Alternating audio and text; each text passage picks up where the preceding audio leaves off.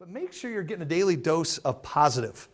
I was, for a long time, about a book a month. I actually want to take a speed reading class because I met a guy who's in his late 20s who's read about 2,000 books.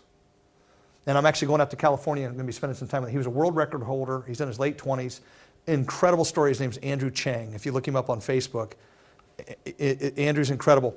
And the one thing I want to tell you about Andrew is he just has this unbelievable attitude. He had a debilitating disease. He fought obesity, and he literally turned into, he was a bodybuilder, but he went from obesity to a bodybuilder.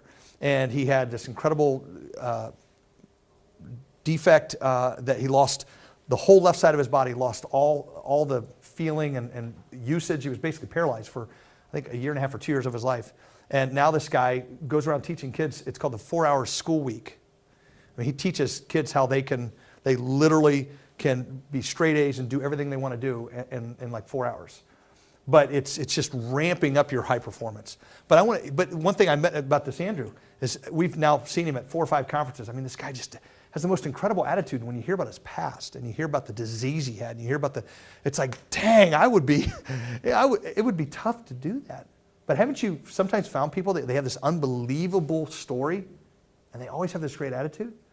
Does it ever make you think, because I've done this, but does it ever make you think, what am I doing getting upset about this, that, or the other? What am I doing? It's like, how dare I? You know, I'll just tell you this, if you haven't gotten a good dose of that in your life, go on a mission trip. Find a church and go on a mission trip.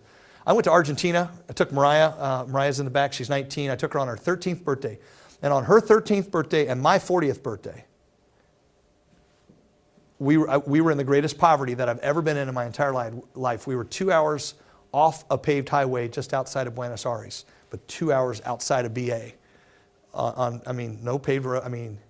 And it was literally, Mariah, do you remember the day where it was raining, it was muddy, there were dogs doing what dogs do, because there's dogs everywhere in South America, by the way. And just dogs everywhere. It was just it was muddy, it was nasty, it was gross.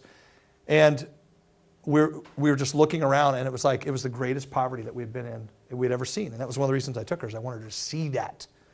But you find people that can figure out a way to have an incredible attitude in the midst of all that. Be that kind of person.